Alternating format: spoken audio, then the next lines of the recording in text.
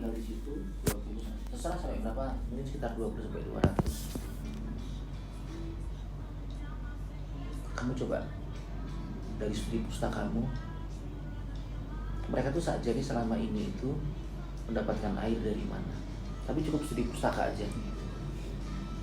Jadi di pulau-pulau kecil, kamu kalau mau mencari pulau nggak boleh satu, tapi minimum 3. Tapi boleh di mana saja, tapi di Indonesia, nggak boleh di Vietnam. Jadi di NTT boleh, di NTB boleh, di semua Aceh nggak jadi masalah. Cari 3 pulau mungkin. Yang jelas kalau pulau kecil itu kan di bawah 2000 km persegi itu ada aturannya. Pulau itu sudah kecil kan semacam itu. Tapi menurut saya tuh jangan luasnya, tapi rumahnya. Karena kalau pulau kecil tanpa penduduk nggak boleh. Jadi ada pulau kecil yang jelas di bawah 2000 km persegi. Di bawah 2000, lupa saya, 200 km persegi kali ya, bukan 2200 km persegi. Terus rumahnya di antara 20 sampai 200 kira-kira semacam itu. Coba kamu cek di 3 pulau itu airnya tuh dari mana, bagaimana manajemen air di rumah tangga. Karena bukan di musola, karena biasanya kayak gitu tuh biasanya orangnya orang Islam, bukan orang Kristen. Tapi juga saya pernah tempat orang Kristen di Maluku. Ternyata orang Kristen juga tinggalnya di itu, tinggalnya di pulau-pulau kecil. Jadi airnya dari mana dan bagaimana manajemen air, maksudnya tuh air bersih ya. Jadi coba kamu cari mandinya gimana, masaknya gimana. Di pulau itu mungkin ada tambahan informasi bagaimana kalau di musim hujan dan bagaimana kalau di musim kemarau. Kamu tambah aja. Jadi pulaunya kecil, pulaunya 3 di Indonesia, airnya dari mana dan bagaimana manajemen air di dalam rumah tangga. Itu nanti dalam bentuk esai atau nanti PPT atau gimana? Bentuknya esai 3 sampai 5 halaman. Diketik 1,5 spasi, 115. Oh iya. 115, fontnya mungkin tahu masa. Saya paling suka tahu Mbak. Dan fontnya 11. Kasihkan saya nanti PDF-nya, kirimkan lewat WA aja.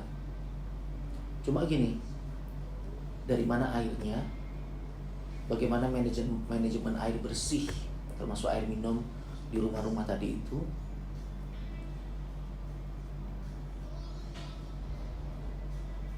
baik musim kemarau maupun musim hujan. Nah itu kan, itu data sekunder, ya kan? Kamu cari di Google, nggak boleh luar negeri, mudah-mudahan itu. Nah itu kan namanya buruh, kamu cuma buka-buka, kamu tulis.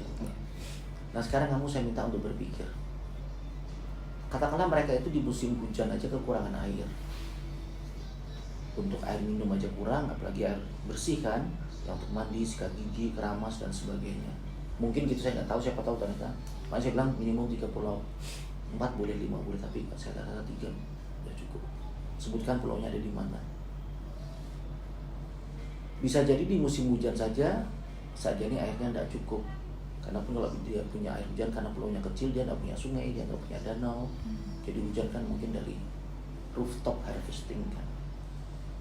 Ya pokoknya kamu cari di data sekunder, terserah kamu datamu dari mana, di pulau mana. Tapi yang jelas pasti bukan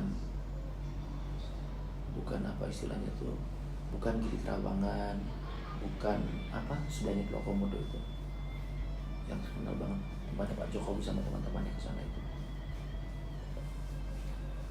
Bukan Wakatobi gitu loh, maksudnya gitu kan. Bukan Bawean, karena udah bagus tuh. Katanya yang pulau-pulau yang Mandailing atau pulau-pulau itu lah, pokoknya jangan pulau-pulau yang eksotik gitu.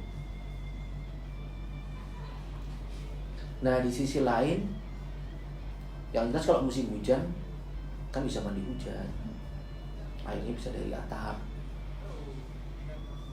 Cuma kalau musim kemarau,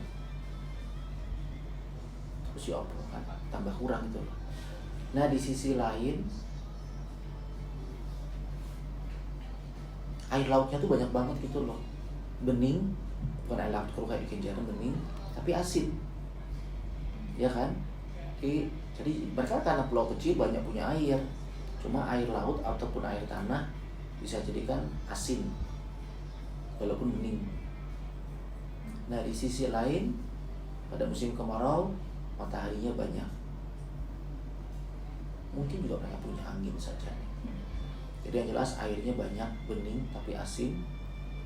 Di pulau kecil nggak ada PLN, betul ya, tapi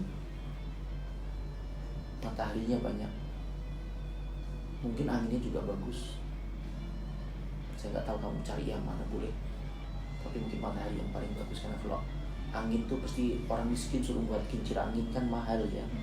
Tapi kalau matahari itu kan mungkin pemerintah masih bisa bantu dalam bentuk solar panel. Jadi jelaskan bagaimana air minum dan air bersih tadi itu di 20-200 rumah. Terus seandainya pun memang betul-betul mereka kurang, itu air laut dengan sinar matahari yang banyak tadi itu bisa diapain sih sebenarnya gitu loh. Nah itu lagi-lagi kamu juga baca. Nah kalau untuk literatur air asin dan matahari boleh ke Jerman, boleh ke Inggris, nggak jadi masalah.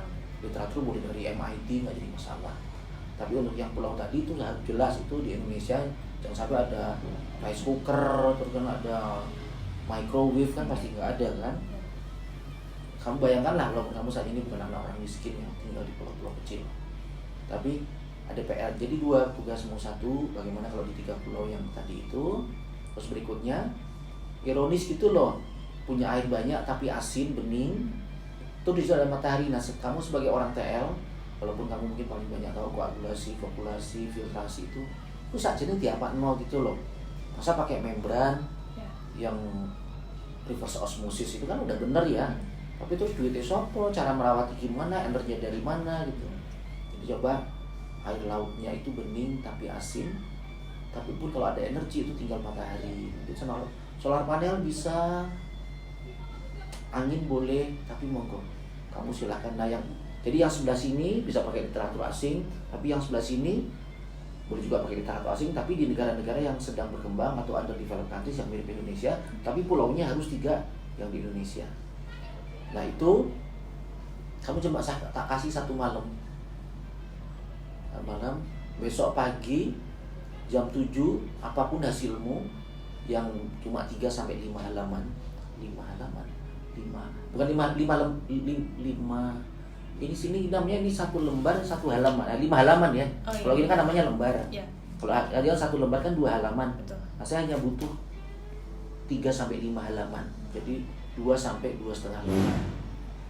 Jadi nggak butuh ditawar. Nah itu nggak usah pakai cover.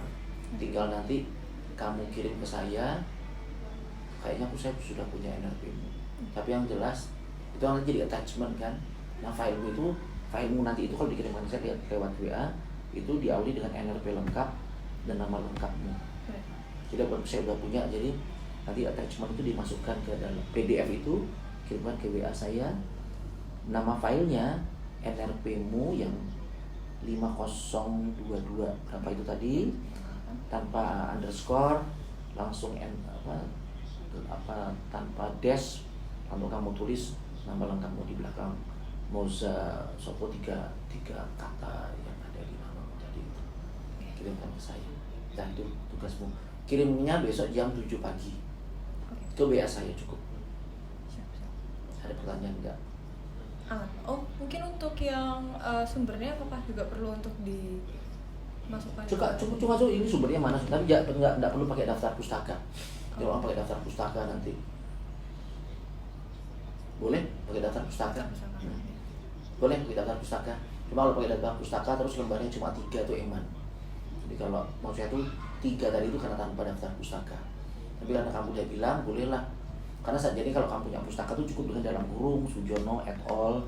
2023 gitu loh. Berarti hanya citasi aja juga. Nah, disebutkan sumbernya apa gitu.